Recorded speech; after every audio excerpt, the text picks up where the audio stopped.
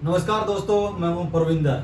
दोस्तों, 2024 का चुनाव पूरा हो चुका है, लेकिन इसके बाद अब कई सवाल पैदा हो रहे हैं कि आखिरकार अब कांग्रेस पार्टी का क्या होगा, क्योंकि जिस तरीके से लगातार कांग्रेस पार्टी हरियाणा में चुनाव हार रही है, उसके बाद ये सवाल खड़ा हो गया है। क्या भूपेंद्र सिंह हुड्डा का राजनीतिक कैरियर जो है वो भी अब खत्म होने वाला है? क्या कांग्रेस पार्टी कभी हरियाणा में अपनी सरकार बना पाएगी? ये भी अपने आप में सवाल उठ रहा है, क्योंकि जिस तरीके से हरियाणा में एक लहर बनी थी, उस लहर को भी कांग्रेस पार्टी बुना नहीं पाई। इसके बाद कई सवाल खड़े हो रहे हैं और उन तमाम सवालों पर चर्चा करने के लिए हमारे साथ राजनीतिक मामलों के जानकार वीरेंद्र राठी हमारे साथ मौजूद हैं। राठी साहब, आपका कार्यक्रम में स्वागत है। आपका बहुत बहुत धन्यवाद। और सभी दर्शकों से एक अनुरोध मैं करना चाहूँगा कि हमारी जो टीम है और हमारे जो साक्षात्कार हैं, ये रूटीन में अब आबाद गति से निरंतर चलते रहेंगे। तो इनमें एक लक्ष्य news Haryana YouTube channel, news point YouTube channel, digital news TV, सबकी खबर टीवी और फेसबुक के ऊपर न्यूज़ एजेंसी झज्जर। तो इन चैनलों के ऊपर आप इन चैनलों को सब्सक्राइब करें, लाइक करें और जो वीडियो आपको पसंद आती है शेयर करें और कमेंट के माध्यम से अपने विचार जो है हमारे तक पहुंचाने का कष्ट करें। राठी साहब, चुनाव पूरा हो चुका है, लेकिन इसके बाद एक हंगामा कहें, एक हाहाकार कहें, वो कांग्रेस पार्टी के अंदर मचा हुआ, क्योंकि बीजेपी ने एक अप्रत्याशित जीत हासिल की है। लेकिन कांग्रेस पार्टी को उम्मीद थी, लेकिन उस उम्मीद के मुताबिक नतीजे सामने नहीं आए हैं। तो अब कांग्रेस पार्टी के सामने क्या विकल्प बचा है? कांग्रेस पार्टी के सामने जहां तक विकल्प की बात है, आज हमने बहुत से सीनियर नेताओं के बयान सुने। कम से कम एक ब्रेक तो 5-7 दिन के बाद कांग्रेस पार्टी के नेताओं के ऊपर लगा ही है कि ज़्यादा दोष वो ईवीएम को देना, कहीं कहीं उनका जो क्रोध था ईवीएम के प्रति वो कम हुआ है। और दूसरा, प्रमुख रूप से हर नेता के मुख से एक बात निकलने लगी है कि भविष्य में हम और ऊर्जा के साथ आगे बढ़ेंगे और जनता से ज़्यादा जुड़ाव करेंगे और जनता की समस्याओं को उठाएंगे और फिर से संघर्ष करेंगे। अगर इस चीज़ के ऊपर ये पहले ध्यान दे लेते तो शायद इसी चुनाव में बात बन जाती। लेकिन अब समय बड़ा लंबा है, 5 साल का अरसा है, कोई छोटा अरसा नहीं है। पार्टियों के लिए कहने के तो सभी चीज़ें होती हैं, लेकिन 5 साल का संघर्ष का समय जो है वो काफ़ी लंबा समय है। तो लगातार पार्टी अगर संघर्ष करेगी तो क्यों नहीं वो अपना रास्ता तैयार कर सकती। लेकिन सबसे पहले जो हमने कल वीडियो के अंदर चर्चा की थी कि सबसे पहले कांग्रेस पार्टी ने 2 विशेष चीज़ों के ऊपर ध्यान देना पड़ेगा। एक तो गुटबाजी के ऊपर और दूसरा किसी भी प्रकार से संगठन को फिर से अस्तित्व में लाना पड़ेगा। जब तक संगठन नहीं होगा, पार्टी को उभार पाना कहीं कहीं मैं मुश्किल मानता हूँ। राठी साहब, अगर जिस तरीके जम्मू कश्मीर में नतीजे सामने आए, वहां पर कांग्रेस पार्टी चुप रही, लेकिन हरियाणा में उनके खिलाफ नतीजे आए तो यहाँ कहने लगे कि ईवीएम में गड़बड़ी है। तो जहां कांग्रेस के फेवर में नतीजे नहीं आते, क्या वहीं गड़बड़ियां होती सारी? देखो, मशीन की गड़बड़ियों के बारे में तो आप सीनियर IAS अधिकारी रहे हैं, खुद कांग्रेस के प्रत्याशी उचाना से ब्रजेंद्र सिंह जी मात्र 38 वोटों से चुनाव हारे हैं। उनका भी बयान ये आया था कि मैं इस सिस्टम में रहा हूँ कि मैं ईवीएम को दोषी नहीं मानता। तो वो तो सीधे रूप से ही नहीं के बड़े नेता ने ये कह करके उस चीज को नकार सा दिया है कि ईवीएम में कहीं गड़बड़ी हुई है। अगर ईवीएम में गड़बड़ी होती तो दिल्ली के अंदर जिस प्रकार से भारतीय जनता पार्टी लगातार पिछले 3-4 चुनाव हारती आ रही है, 3 बार वहाँ कांग्रेस की सरकार बनी, 3 बार वहाँ आम आदमी पार्टी के अरविंद केजरीवाल जी ने मुख्यमंत्री पद की शपथ ली। पीछे राजस्थान और मध्य प्रदेश के अंदर कांग्रेस की सरकार बनी थी, आज पीछे हिमाचल के अंदर कांग्रेस की सरकार आई। लोकसभा के परिणाम जिस प्रकार से आए और हरियाणा में बहुत बड़ी उम्मीद मान करके कांग्रेस बैठी थी कि जनता के अंदर आक्रोश इतना है कि उनके पास कोई दूसरा विकल्प नहीं है कांग्रेस के सिवाय, तो उसको मामले को ये कैश नहीं कर पाई। और ये हारने के बाद थोड़ी छटपटाहट तो पॉलिटिशियन में आती है, लेकिन ईवीएम को दोष देना मैं नहीं मानता कि वो सही है। अब विधायक दल का नेता चुना जाना है, नेता प्रतिपक्ष चुना जाना है, तो आपको क्या लगता है, क्या हुड्डा शांत बैठेंगे या यहाँ पर भी वो 3-2-5 करने की कोशिश? देखो, जहाँ तक नेता प्रतिपक्ष की बात हरियाणा प्रदेश के अंदर कांग्रेस के अंदर है, इसमें तो कोई दो राय नहीं कि सीनियर पॉलिटिशियन चौधरी भूपेंद्र सिंह हुड्डा जी हैं। 2 बार प्रदेश के मुखिया भी रहे हैं, पीछे अतीत में प्रदेश अध्यक्ष भी रहे हैं और पीछे भी वो विपक्ष के नेता हैं और पिछली प्लान के अंदर भी वो लीडर ऑफ अपोजिशन थे। अगर सीनियरिटी के हिसाब से देखा जाए और आज भी जितने विधायक कांग्रेस के जीत करके आए हैं उनमें ज्यादातर भूपेंद्र हुड्डा गुट से ही वो विधायक हैं। तो मेरा तो अपना व्यक्तिगत मत तो ये है कि भूपेंद्र हुड्डा जी को ही लीडर ऑफ अपोजिशन हरियाणा विधानसभा के अंदर कांग्रेस पार्टी चुनेगी। और अभी इन्होंने 18 अक्टूबर को जो है वो मीटिंग बुलाई भी है, उसमें अजय माकन जी, अशोक गहलोत जी, प्रताप सिंह बाजवा जी प्रमुख रूप से आएंगे। अगर पैरेलल हम नाम छोड़ देखें कि भूपेंद्र सिंह हुड्डा अगर किसी कारणवश नहीं बनते हैं, संभावना सबसे ज्यादा भूपेंद्र सिंह हुड्डा जी के मैं मान करके चल रहा हूं। तो अगर दूसरे लीडर की कहीं बात आती है, सीनियरिटी के नाम पे आप जाओगे तो उसमें इस इलाके से तो कोई दूसरे नेता का नाम आएगा नहीं कि 7 बार के विधायक जैसे रघुवीर कादन जी ये उम्मीद पाल लें कि तुम भी सीनियर हो, 7 बार से विधायक हो। तो मुझे नहीं लगता कि ये पता है कांग्रेस पार्टी को कि ये इनका अंतिम चुनाव था। तो लीडर ऑफ अपोजिशन का पद ऐसे व्यक्ति को दिया जाएगा जो भविष्य में राजनीतिक रूप से सक्रियता बढ़ाए। उसमें 2-3 नाम और भी हैं। एक तो जैसे अशोक अरोड़ा जी को हम मान के चल रहे हैं कि पीछे इनेलो के राजनीति का काफी अच्छा खासा अनुभव उनका है, करीबी है। प्रदेश अध्यक्ष भी वो एक समय में अपनी पार्टी में जिसमें होते थे उस पार्टी के रहे, आज हुड्डा साहब के नजदीकी भी हैं, कई बार के विधायक हैं, मंत्री भी रहे हैं। एक निर्मल सिंह जी हैं जो अभी चुनाव जीत करके आए हैं और वो भी भूपेंद्र सिंह हुड्डा जी के बहुत काफी ज्यादा करीब हैं।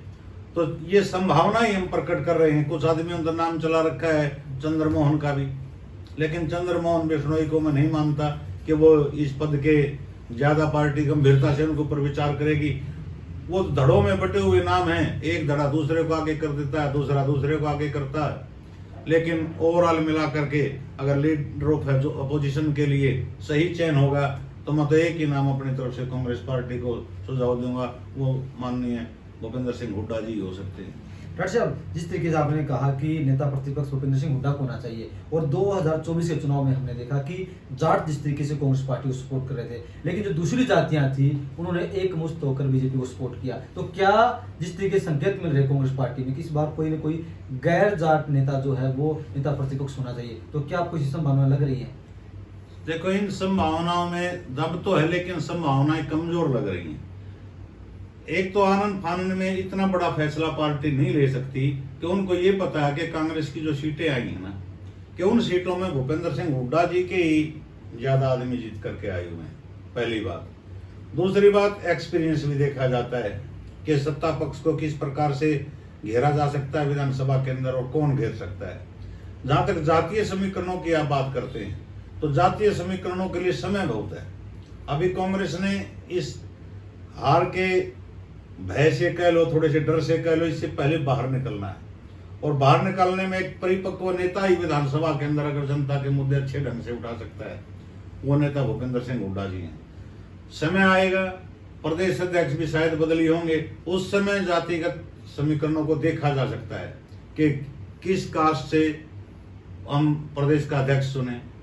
उसके बाद ये तय हो सकता है कि विधानसभा में अगर नेता विपक्ष को बदलने की कोई बात आए तो वो चीज बाद की बात है। लेकिन आज वर्तमान परिस्थिति में मैं मान करके चलता हूं कि ज्यादा जातीय समीकरणों पे कांग्रेस पार्टी नहीं जाएगी।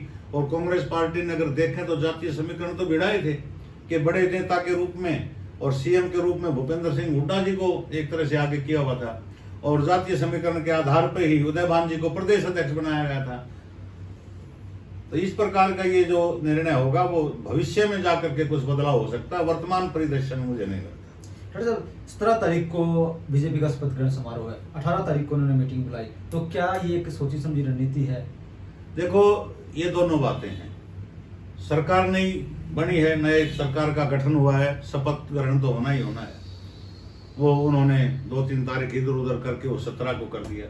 तो कांग्रेस पार्टी ने भी अपना लीडर तो चुनना है सदन के अंदर, इन्होंने 18 को कर दिया। सरकार शपथ ले जाएगी 17 को, 18 को कांग्रेस पार्टी अपना नेता चुन लेगी। उसके बाद फिर मंत्रिमंडल का विस्तार वो 17 को ही कुछ मंत्री बनाए जाएंगे या बाद में बनेंगे।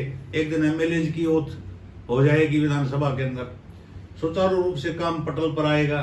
जनता के जो उम्मीदें हैं नई सरकार से, उम्मीद करते हैं कि भाई वो काम जनता के, जिन दलों ने जो जो वायदे किए थे उनके लिए संघर्ष करें और उनको इम्प्लीमेंट करने का काम करें, ताकि जनता राहत महसूस करे। डॉक्टर साहब, पीछे रोहतक में एक मीटिंग हुई थी जिसमें कुमारी शैलजा भी है, भूपेंद्र सिंह हुड्डा भी है, लेकिन दोनों की बातचीत नहीं हुई। तो क्या खटास जो अभी भी इनके मन में है, क्या वो आगे चलकर भी वो नुकसान बातचीत इनके हाथ से नहीं हुई है। द ललन टॉप बड़ा टॉप क्वालिटी का एक चैनल है अपने देश के अंदर, उसमें इन्होंने शैलजा जी ने एक इंटरव्यू दिया था। उसमें ये प्रश्न उनसे पूछा गया था कि कितना समय हो गया आपको बातचीत किए हुए, तो उन्होंने करीब 4-5 साल का समय बताया कि मैं जब प्रदेश अध्यक्ष थी, ये लीडर ऑफ अपोजिशन थे, तो मेरी बात हो जाती थी। फिर एक आध बार बीच में हुई और अब उन्होंने स्वीकार किया कि काफी लंबा समय हो गया। कल या परसों भी वो रोहतक किसी कोई घटना घटित हो गई थी किसी के घर, उसमें एक साथ बैठे थे हुड्डा साहब भी, कुमारी शैलजा जी भी, वहां भी इन्होंने एक दूसरे से बातचीत नहीं की। तो विरोध तो अंदर है, वो जनता के अंदर भी जग जाहिर है, सबको पता है। राहुल जी ने तो हाथ भी मिलवाया था इनका, लेकिन हाथ छूटते ही एक उस तरफ से स्टेज से उतर गए, उस तरफ से उतर गए। ये राजनीति है। राजनीति में राजनेता कहते कुछ है, दिखता कुछ है, होता कुछ और है।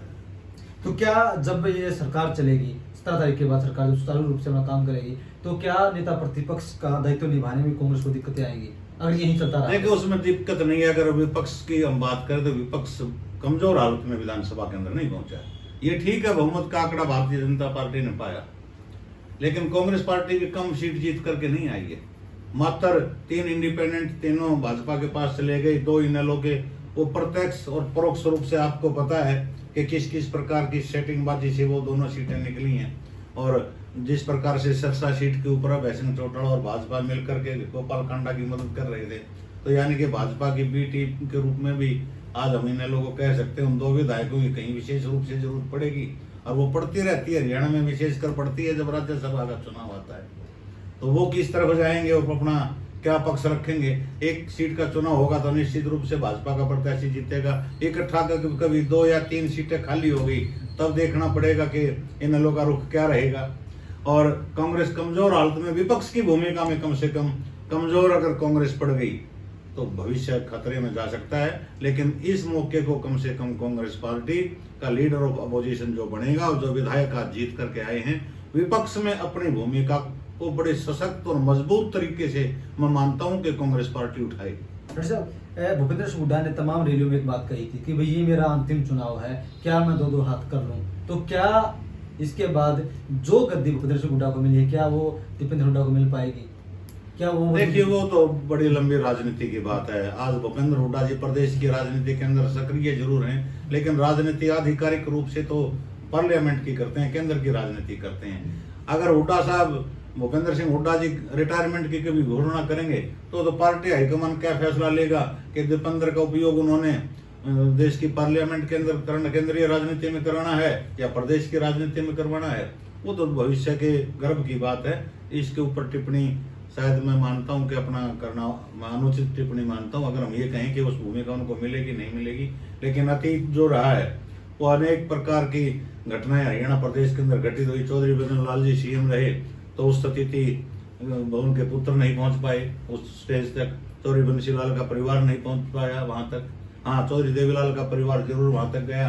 आज भले ही बुरे दौर से गुजर रहा है। ओम प्रकाश चौटाला जी सीएम बने, अलग पार्टी थी, क्षेत्रीय पार्टी थी। राष्ट्रीय पार्टियों का सिलसिला थोड़ा सा हटके होता है क्षेत्रीय पार्टियों से, उसमें फैसला किस प्रकार का पार्टी हाईकमान करेगा वो एक अलग बात है।